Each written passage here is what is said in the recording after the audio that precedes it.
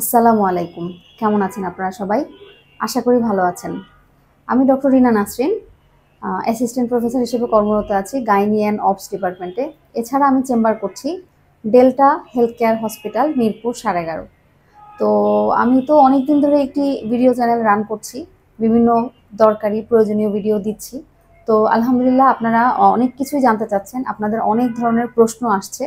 আমি অনেক সময় চেষ্টা করি মেসেজের মাধ্যমে প্রশ্নগুলোর উত্তর দেওয়ার জন্য, কিন্তু অনেক প্রশ্নের উত্তর মেসেজে দেওয়া সম্ভব হয় না, প্রশ্নগুলোর উত্তর এত বড় হয়।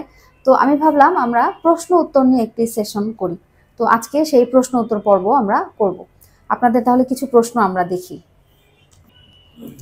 আচ্ছা, আমরা যে প্রথম প্রশ্নটি বলছি, ইনি বলেছেন যে ম্যাডাম আমার 2 মাস হচ্ছে মাসিক হয় না, 2 মাসে 3বার টেস্ট করেছি, রিপোর্ট নেগেটিভ, প্লিজ হেল্প করেন, কি করব?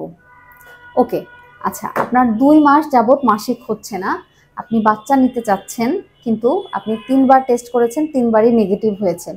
তো এক্ষেত্রে যদি আপনি আমার সামনে থাকতেন, আমি আপনাকে আরও কয়েকটি প্রশ্ন করতাম যে আপনার বিয়ে কতদিন, আগে আপনার কোনো বাচ্চা আছে কিনা, আপনার মাসিক প্রায়ই অনিয়মিত হয় কিনা, আপনার ওজন কত, এই ব্যাপারগুলোর সাথে কিন্তু এই আপনার মাসিক কেন ঠিক মতো হচ্ছে না সেই ব্যাপারটা রিলেটেড। এখন যদি এমন হয় যে আপনার ওজন মোটামুটি আইডিয়াল ওয়েটের মধ্যেই আছে, আপনি অত বেশি বাল্কি না, কিন্তু 2 মাস যাবৎ মাসিক হচ্ছে না, কাঠিতেও আপনার নেগেটিভ, তাহলে সেক্ষেত্রে কিন্তু আপনাকে কিছু টেস্ট করতে হবে। হতে পারে আপনার হরমোনের কোনো প্রবলেম থাকতে পারে, অথবা আপনার জরায়ুতে কোনো টিউমার বা অন্য কোনো কারণেও মাসিক বন্ধ থাকতে পারে।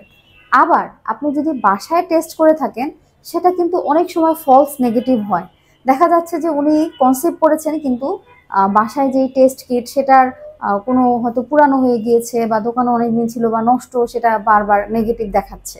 ঠিক আছে, তাহলে আসলে এই কোশ্চেনের অ্যান্সারটা বা কী করা উচিত সেটা আসলে এক কথায় বলা যাচ্ছে না। আপনার এখন যেটা করা উচিত, যদি আপনার ওজন বেশি থাকে, ওজন কন্ট্রোল করতে হবে এবং হসপিটালে যে একটা প্রেগনেন্সি টেস্ট করতে হবে। তারপরে যদি নেগেটিভ থাকে, তাহলে হরমোনাল টেস্ট এবং আলট্রাসোনোগ্রাফি করে দেখতে হবে কারণ কি। যদি কোনো কারণ না পাওয়া যায়, তাহলে একটা মেডিসিন আছে নরইথিস্টেরন 5 মিলিগ্রাম, সেটি 3 বেলা 4-5 দিন খেয়ে ছেড়ে দিলে আশা করি মাসিক হবে। তবে নিয়মিত হওয়ানোর জন্য অবশ্যই আরও কিছু মেডিকেশন প্রয়োজন। আচ্ছা, দ্বিতীয় প্রশ্নটি,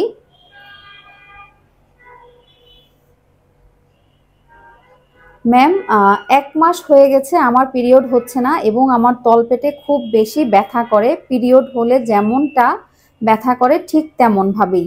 আমার তলপেটে ব্যথা, কিন্তু এখনও পিরিয়ড হচ্ছে না। অক্টোবরের 17 তারিখ হাজব্যান্ডের সাথে থাকার পর 18 তারিখ পিরিয়ড হয়েছে, আবার ডেট ছিল 25 তারিখ। এমন একবার, আরও একবার হয়েছিল।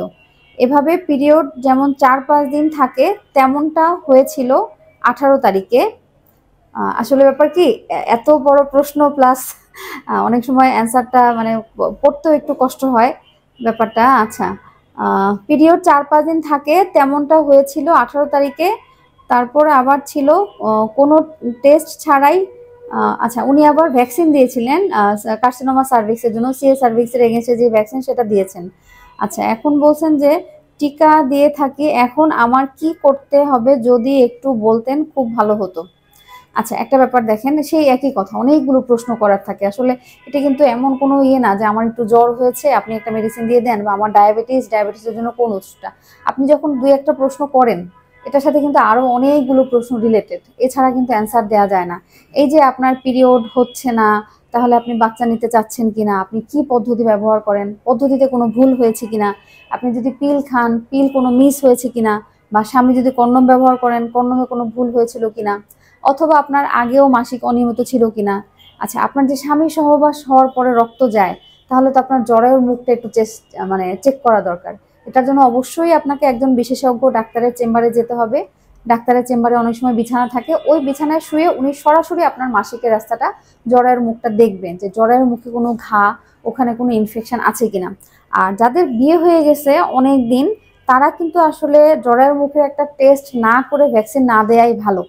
হ্যাঁ, জরায়ুর মুখের একটা টেস্ট করতে হয়, যেটা প্যাপস বা ভায়া, সেটা যদি নেগেটিভ থাকে তারপর ওনার ভ্যাকসিন দেওয়া উচিত। হ্যাঁ, তাহলে একই কথা যে আপনার মাসিক কেন অনিয়মিত হচ্ছে সেটা আপনার জরায়ুর মুখটা টেস্ট করতে হবে, প্লাস আপনার অনেকগুলো হিস্ট্রি নিতে হবে যে আপনার কন্ট্রাসেপটিভ অ্যাডভাইসে কোনো ভুল হচ্ছে কিনা, আপনি কন্ট্রাসেপশন যেটা নিচ্ছেন সেটাতে কোনো মিস হয়েছে কিনা।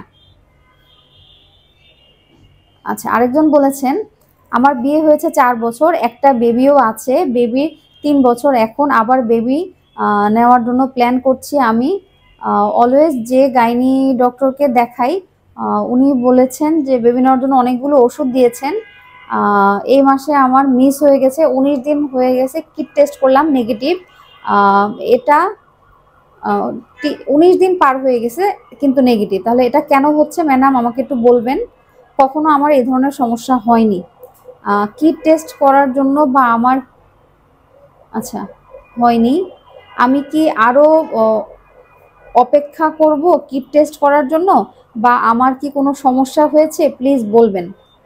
আচ্ছা, এই যে এই ব্যাপারটা, আপনার মাসিক আগে সবসময় নিয়মিত ছিল, কিন্তু এখন আপনি বাচ্চা নেওয়ার চেষ্টা করছেন, এই জন্য আপনি অনেক মেডিসিন খেয়েছেন, এখন এই মাসে আপনার মাসিকটা অনিয়মিত হয়ে গিয়েছে। এটা সেই একই কথা, আপনার কোনো হরমোনাল প্রবলেমের জন্য হতে পারে, সেগুলো টেস্ট করেছেন কিনা, না করলে করতে হবে, আর করে যদি নর্মাল থাকে তাহলে এটা যে কোনো সময় পিরিয়ড কিন্তু একটু এলোমেলো হতে পারে। এই যে আপনি বাচ্চা নেওয়ার জন্য চেষ্টা করছেন, আপনি কিন্তু মানসিকভাবে খুবই এখন দুশ্চিন্তার মধ্যে আছেন, এবং আমাদের পিরিয়ডটা কিন্তু আমাদের মানসিক দুশ্চিন্তা, আমাদের ওয়েট গেইন, আমাদের এনভায়রনমেন্ট চেঞ্জ, আমাদের ফুড হ্যাবিট চেঞ্জ, এগুলোর সাথে খুব রিলেটেড। আপনি যে অনেক বেশি এংজাইটিতে আছেন সে কারণেও কিন্তু আপনার মাসিক এলোমেলো হতে পারে, অথবা এই যে আপনি কিছু ওষুধ খাচ্ছেন সেগুলোর জন্য আপনার মাসিক এলোমেলো হতে পারে। তো সেক্ষেত্রে আপনার আরও 10-15 দিন অপেক্ষা করে দেখা উচিত, যেহেতু অল্প কিছুদিন গিয়েছে, আরও কিছুদিন আপনি দেখেন অপেক্ষা করে যে মাসিক হয় কিনা, অথবা দেখা যায় যে আরও কিছুদিন পরেও বাচ্চা চলে আসতে পারে। আর যেহেতু একটা বাচ্চা আপনার আছে, আপনি অত বেশি ওরিড হবেন না, ইনশাল্লাহ ঠিক হয়ে যাবে। হ্যাঁ,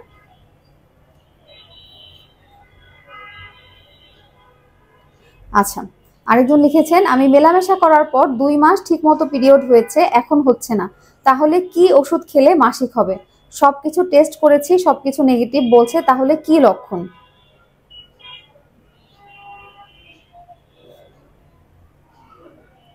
আচ্ছা, এখানেও ঠিক একই কথা। হ্যাঁ, সম্ভবত আপনার বিয়ে হয়েছে 2 মাস। হ্যাঁ, যার বিয়ে হয়েছে 2 মাস তাহলে কিন্তু আপনার কিন্তু একটা এনভায়রনমেন্ট চেঞ্জ হয়েছে, আপনি কিন্তু আপনার নিজের ফ্যামিলি থেকে আরেকটা নতুন ফ্যামিলিতে এসেছেন, নতুন একটা পরিবেশ, তাহলে এইটার কারণে আপনার মাসিক কিন্তু অনিয়মিত হতে পারে।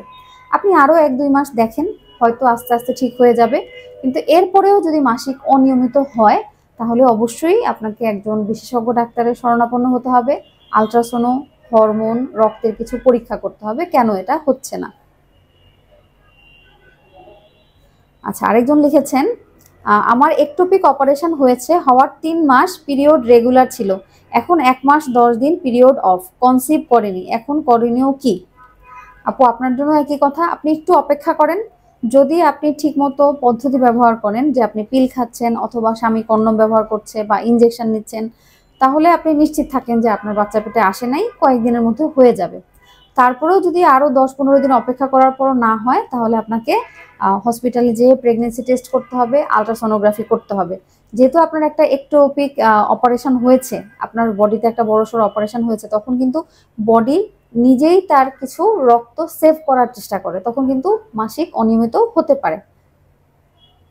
আচ্ছা, একজন লিখেছেন ম্যাম আমার পিরিয়ড 5 দিন হলে 1-2 দিন ব্লাড যায়, 3 দিন থেকে অল্প যায়, ক্লিয়ার না, আবার 4th আর 5th ডেতে অল্প অল্প যায়, এরকম কেন হয়?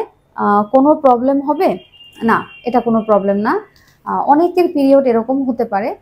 3 দিন থেকে 8 দিন বা 9 দিন সব পিরিয়ডই নর্মাল, ঠিক আছে? আপনার যে প্রথম 1-2 দিন হচ্ছে ঠিক মতো, তারপর অল্প অল্প হচ্ছে, এভাবে 5 দিন 6 দিন থাকছে, এটা খুবই স্বাভাবিক, খুবই স্বাভাবিক, এটা নিয়ে টেনশনের কোনো কারণ নাই। যদি কারো 3 দিন হয় সেটাও স্বাভাবিক, কারো যদি 7 দিন হয় সেটাও স্বাভাবিক, কিন্তু 1 দিন বা 1.5 দিনের পর কমে গেলে সেটা আসলে একটু কম। ম্যাম আমার স্বামী প্রবাস যাওয়ার পর আমার পিরিয়ড হয়েছে, সেটা অক্টোবরে, 2 মাস, অক্টোবর, এই 2 মাস, তাহলে কি আমি প্রেগনেন্ট? আচ্ছা, এইটাও কিন্তু একটা খুবই ক্রিটিক্যাল একটা প্রশ্ন। হ্যাঁ, আপনার স্বামী যখন ছিল তখন আপনি বাচ্চা নেওয়ার চেষ্টা করেছেন, তাই না? সেক্ষেত্রে আপনার বাচ্চা আসতে পারে। কিন্তু স্বামী চলে যাওয়ার পর যেহেতু আপনার মাসিক হয়েছে, সেক্ষেত্রে কিন্তু আপনার বাচ্চা না থাকার সম্ভাবনাই বেশি। কিন্তু একটা ব্যাপার, কারো যদি প্রেগনেন্সি হয়, প্রেগনেন্সির মধ্যেও কিন্তু অল্প অল্প ব্লিডিং হতে পারে। এখন আপনাকে দেখতে হবে আপনার পিরিয়ডের পরিমাণটা কেমন ছিল। যদি এমন হয় যে রেগুলার যেরকম পিরিয়ড হয় এইবারে সেই পিরিয়ডটা সেরকমই ছিল, তাহলে মনে হয় না আপনার প্রেগনেন্সি হয়েছে। কিন্তু যদি আগের চেয়ে পরিমাণে রক্ত কম যায়, তাহলে কিন্তু অবশ্যই আপনার একটা প্রেগনেন্সি টেস্ট করা উচিত এবং একটি আলট্রাসোনোগ্রাফিও করা উচিত। কারণ আর্লি প্রেগনেন্সিতেও কিন্তু মাঝে মাঝে ব্লিডিং হতে পারে, সেটাকে অনেকে মেনস্ট্রুয়েশন বলে ভুল করে, কিন্তু আসলে কিন্তু ওনার বাচ্চা পেটে এমনটা হতে পারে। আচ্ছা, একজন লিখেছেন আমার 5 মাস মিন্স হয় না, প্রেগনেন্সি টেস্ট করেছি, স্টিক দিয়ে নেগেটিভ আসছে, এখন কি নরমেন্স খাবো, বেবি নিতে চাই। আচ্ছা, 5 মাস মাসিক হচ্ছে না, টেস্ট করেছেন নেগেটিভ, এখন আপনি বেবি নিতে চান, বেবি নিতে চাই, এই কথাটার সাথে কিন্তু অনেক কিছু রিলেটেড। আপনার বিয়ে হয়েছে কতদিন, স্বামী স্ত্রী একসাথে কতদিন ধরে একসাথে আছেন, দেখা গেল আপনার বিয়ে হয়েছে 5 বছর, কিন্তু 5 বছর ধরে স্বামী বিদেশ, এখন 3 মাস যাবত আপনার সাথে আছে, তাহলে কিন্তু আপনি কিন্তু আসলে অতদিন স্বামীর সাথে থাকেনি নাই, আপনি বেশি সময়ই পান নাই বাচ্চা নেওয়ার জন্য। টানা 2 বছর একসাথে আছেন, তারপরেও যদি প্রেগনেন্সি না হয়, তাহলে অবশ্যই আপনার এবং আপনার স্বামীর দুইজনেরই কিছু টেস্ট করতে হবে। সেই টেস্টে কোনো অ্যাবনর্মালিটি থাকলে সেটা অনুযায়ী ট্রিটমেন্ট দিতে হবে এবং তার সাথে প্রেগনেন্সি আসারও ট্রিটমেন্ট দিতে হবে। এখন আপনার হলো গিয়ে 5 মাস যাবত মাসিক হচ্ছে না, তাহলে আপনার প্রথম যে কারণটা হতে পারে আপনার সম্ভবত ওয়েট বেশি। যদি আপনার ওজন বেশি থাকে তাহলে আপনি ওজন কমান। যদি আপনার বয়স খুব কম থাকে, যেমন 20, 22, 24 এবং আপনার বিয়ে হয়েছে বেশি দিন না, তাহলে আমি বলবো যে আপনি প্রথমে ওজন কমান এবং স্বামী স্ত্রী রেগুলার একসাথে থেকে দেখেন বাচ্চা আসে কিনা। যদি এরপরেও মাসিক ঠিক মতো না হয় বা বাচ্চা না আসে, তাহলে আপনি ডক্টর দেখাবেন, আপনি টেস্টগুলো করবেন, যেটা কিনা আমাদের আগের 2টা ভিডিওতে আছে, যে মহিলাদের বন্ধ্যাত্বের কি কারণ এবং পুরুষদের বন্ধ্যাত্বের কি কারণ, সেই পরীক্ষাগুলো করে আপনারা জানতে পারবেন আপনাদের কি সমস্যা এবং সিনিয়র ডক্টর আপনাদেরকে সাজেশন দিবেন কিভাবে এগোলে ভালো হয়। ধন্যবাদ।